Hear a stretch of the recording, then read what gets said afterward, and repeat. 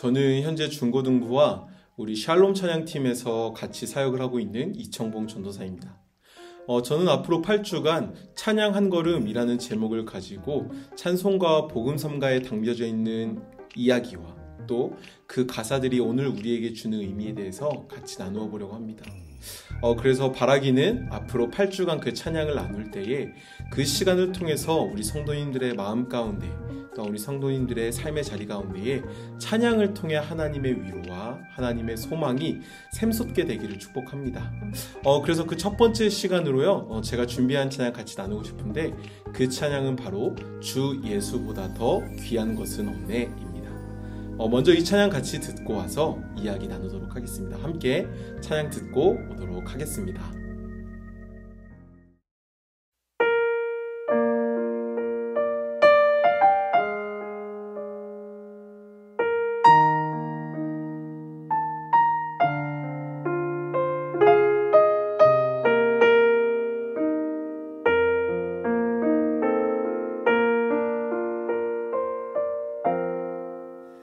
주 예수보다 더 귀한 것은 없네. 이 세상 부귀와 바꿀 수 없네. 영축을 내 대신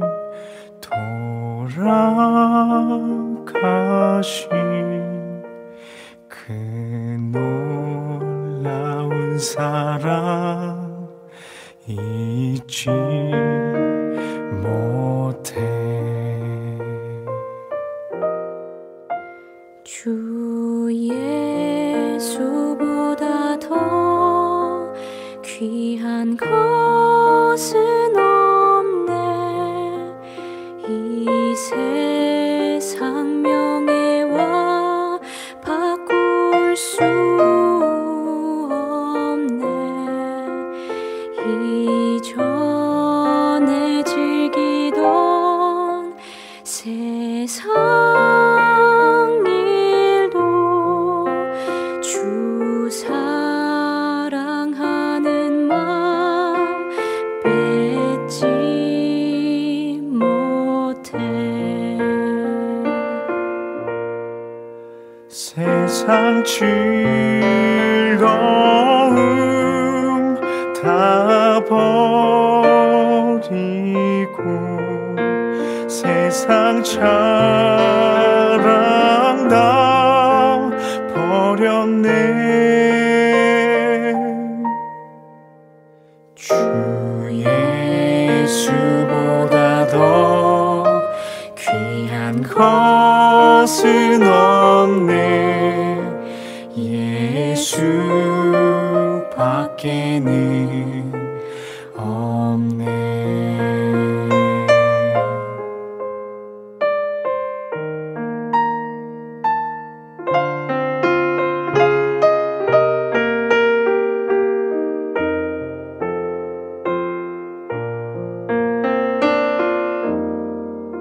주 예수보다 더 귀한 것은 없네.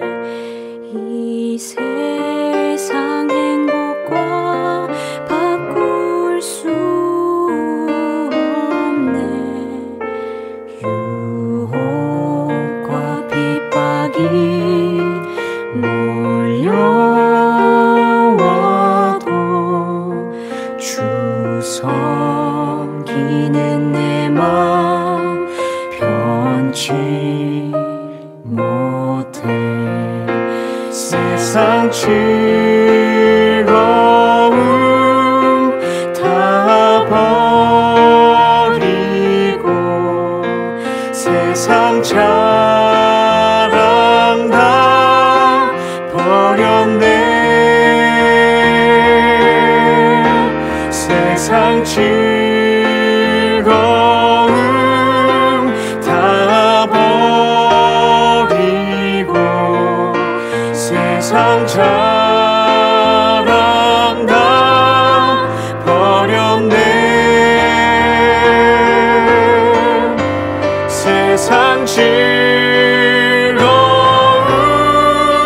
다 버리고 세상 자랑 다 버렸네. 주 예수보다 더 귀한 것은 없네. 예수 밖에는 없네.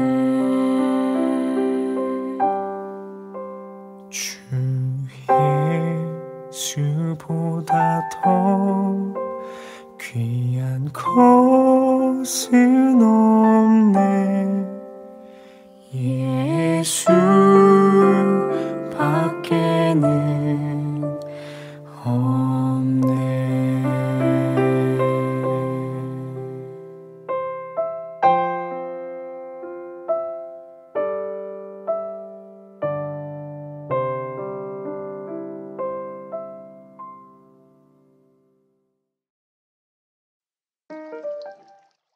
네, 찬양 잘 듣고 오셨죠?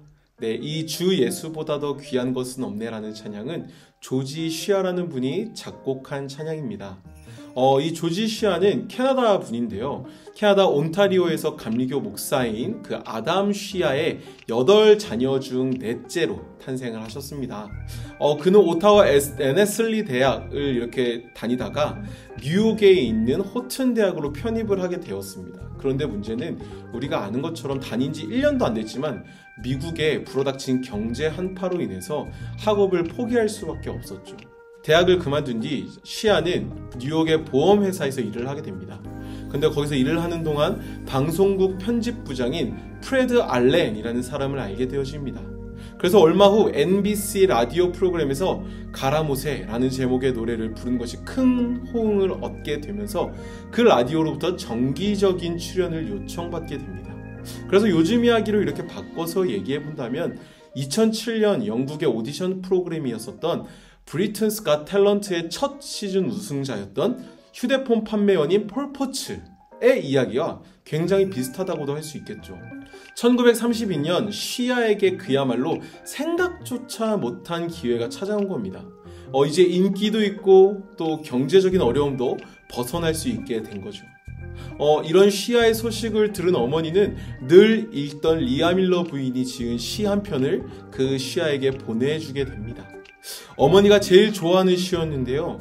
시를 읽던 쉬아는 조용히 눈을 감습니다. 그리고 곧 손에 쥐어질 듯한 세상의 짧고 작은 행복을 바라보며 뛸 듯이 좋아했던, 어떻게 표현했을 때 조금 셀 수도 있지만 바보 같은 자신의 모습을 과연 하나님께서 기뻐하실까? 그는 생각해보게 됩니다. 하나님은 즉시 그에게 이런 마음을 주십니다. 너를 위해 세상에 보낸 예수 외에는 어떠한 만족도 줄 수 없다 라고 말이죠. 잠시나마 엄청나게 짓눌렸던 쉬아에게 짧은 글이 믿음과 확신으로 그의 마음에 다가오게 됩니다. 그래, 예수님만이 내 삶의 행복이지 라고 쉬아는 마음으로 또한 목소리로 고백합니다. 그는 즉시 아름다운 그 가사에, 그 시에 곡조를 붙이기 시작합니다. 그래서 탄생한 찬양이 바로 주 예수보다 더 귀한 것은 없네 라는 찬양인 거죠. 쉬아는 자신이 쓴 찬송곡조를 부르며 또 이렇게 다짐합니다. 긴 시간 동안 주님을 잊고 살았습니다. 주님만이 행복임을 고백합니다. 그것은 어머니가 바라던 삶이었고 하나님이 찾으시는 쉬아를 향한 헌신이었습니다. 며칠 후 방송국에서 전화가 왔을 때 쉬아는 방송국을 향해서 확신이 있는 목소리로 이렇게 말했다고 해요. 죄송합니다. 저는 세상의 부귀영화를 위해 살지 않고 오직 하나님의 영광을 위해 살기로 했습니다. 그리고 하나님이 주신 재능을 주님만을 위해 사용하기로 결심했습니다. 사실 방송국 사람들은 이해할 수 없었을 겁니다. 하지만 쉬아에게 있어서 그 선택은 일생에 있어서 가장 위대한 결정이었던 겁니다. 여러분, 이 이야기를 통해서 또 이 주 예수보다 더 귀한 것은 없네라는 찬양의 가사를 통해서 오늘 우리에게 주는 메시지는 무엇일까요? 우리는 한번 점검해 보아야 합니다. 그것은 나는 무엇을 가장 귀하게 여기고 있는가? 무엇이 내 삶의 소망이 되어져 있고 무엇이 내 삶의 위로가 되어져 있는가? 하나님뿐입니다. 예수뿐입니다. 성령뿐입니다. 우리는 이 세상 속에서 주인으로 살지 않습니다. 이 세상 속에서 거주하는 자로서, 끝까지 사는 자로서가 아니라 나그네로서, 잠깐 지나가는 자로서 우리는 이 세상을 살아갑니다. 그렇기에 우리가 소망해야 할 것은 하나님의 나라이며 하나님의 그 마음, 하나님의 그 사랑뿐임을 우리는 잊지 말아야 할 것입니다. 우리 성도님들, 이번 한 주 이 찬양 같이 묵상하시면서 우리를 향하신 그 하나님의 마음, 또 우리가 향해야 할 그 하나님의 나라를 묵상하는 한 주가 되어보면 어떨까 추천해 봅니다. 네, 다음으로 또 두 번째 찬양 같이 추천해 보고 싶은데요. 이번 찬양은 복음성가입니다. 어쩌면 우리가 많이 예배 가운데에서 고백했던 찬양일 수도 있는데요. 바로 성령이 오셨네. 먼저 우리가 이 이야기를 나누기 앞서서 성령이 오셨네라는 찬양 같이 듣고 이야기 나누도록 하겠습니다. 함께 찬양 듣고 오겠습니다.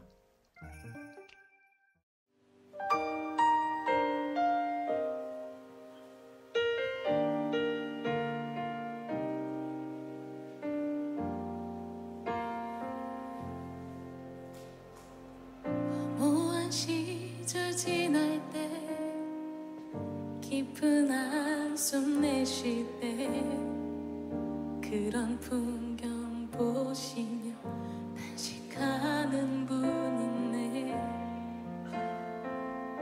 고와 같이 너희를 버려두지 않으리. 내가 너희와 영원히 함께하리라. 성령이 오셨네. 성령이 오셨네.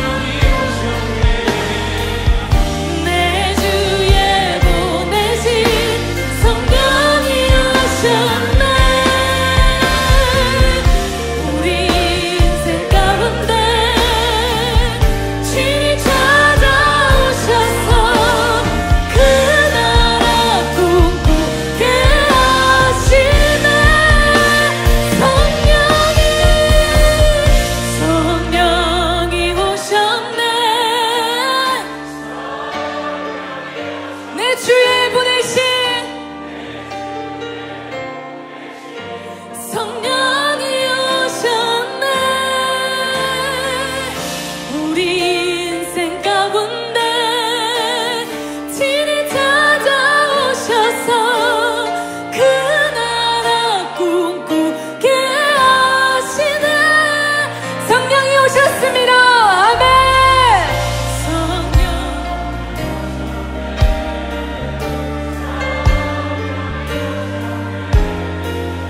내 주에 보내신 아멘.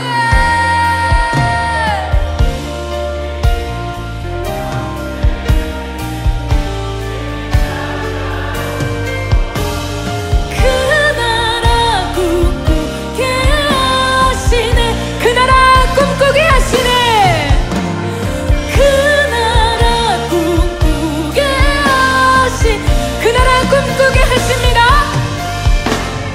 그 나라 꿈꾸게 하시네. 성령이 오셨네. 성령이 오셨네.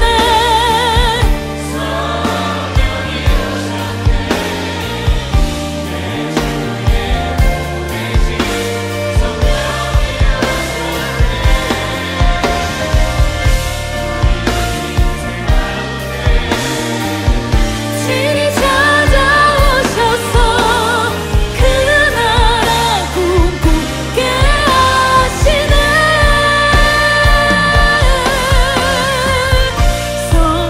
성령이 오셨네. 성령이 오셨네. 성령이 오셨네. 우리 인생 가운데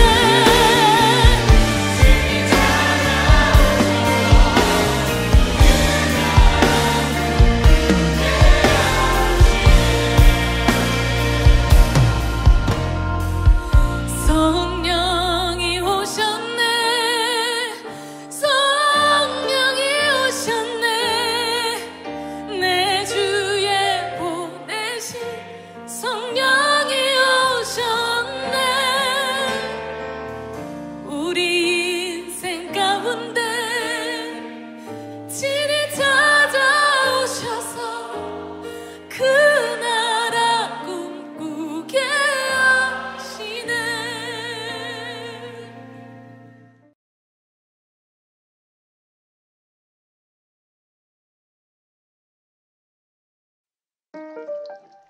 네, 이 성령이 오셨네라는 찬양은 사실 우리가 예배에서도 그렇고 라디오를 통해서도 그렇고 굉장히 많이 들어왔을 찬양일 겁니다.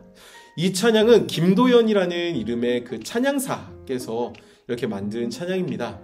사실 그 김도연 씨에 대한 이야기는 또 이런 이야기들이 담겨져 있고 또 이 찬양이 탄생된 데에는 이런 배경이 있었다고 해요. 지금부터 들려드릴게요.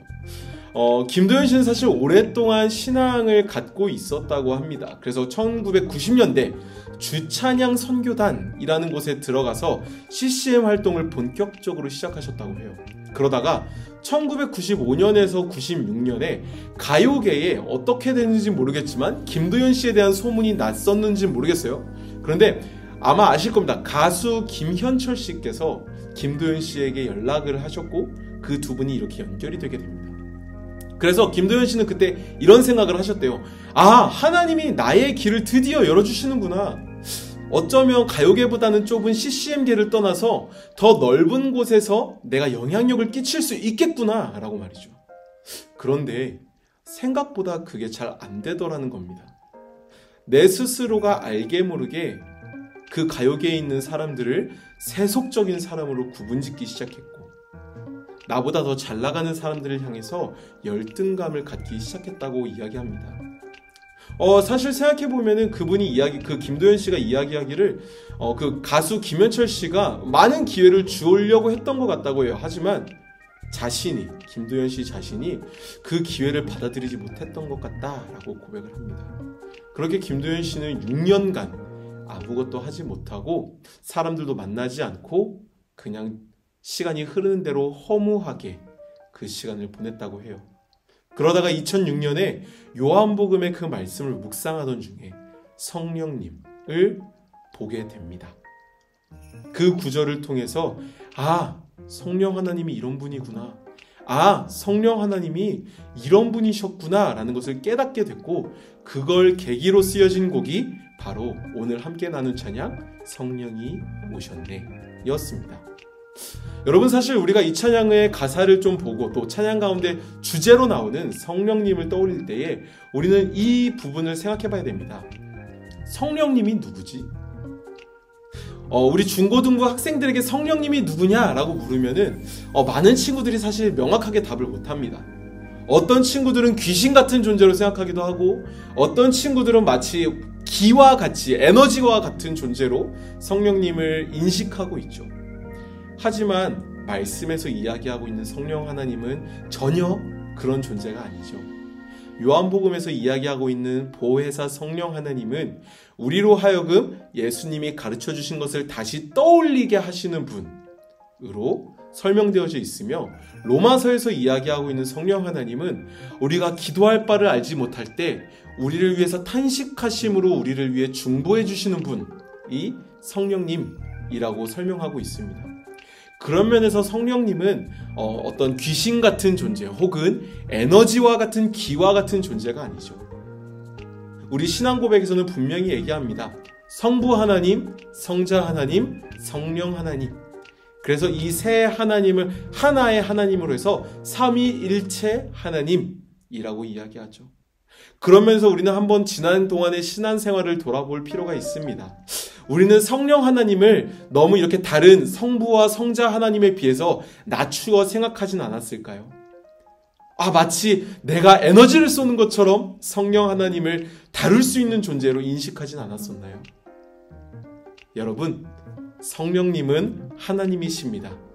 그 하나님은 이 세상을 살아가는 우리에게 예수님의 가르침을 떠올리게 하시는 분이며, 너무 힘들어서 기도할 바를 도저히 찾지 못할 때에 우리를 위해서 중보해 주시는 분이 성령 하나님이십니다. 우리 귀하고 소중한 신답교회 성도 여러분, 모든 삶의 순간 속에서 성령 하나님을 구하는 여러분들이 되기를 축복합니다. 그 성령 하나님께서 여러분들의 삶의 자리 속에서 예수님을 떠올리게 하실 겁니다. 또한 그 성령 하나님께서 여러분들을 위해서 탄식하심으로 기도해주고 계심을 잊지 마시기 바랍니다. 그래서 그 성령 하나님을 의지함으로 하나님의 나라를 바라보며 성도로서 그리스도인으로서의 그 삶을 살아내는 귀하고 복된 신답교회 성도 여러분이 되시기를 주님의 이름으로 축복합니다. 오늘의 찬양의 나눔은 여기까지입니다. 다음 주 이 시간에도 똑같이 두 곡의 찬양을 제가 준비해서 올 건데요. 그 시간에도 함께 찬양을 나누고 찬양의 이야기를 나누며 하나님의 은혜를 나누는 시간 갖기를 소망합니다. 이상으로 찬양 한 걸음 마치겠습니다. 다음 주에 뵙겠습니다.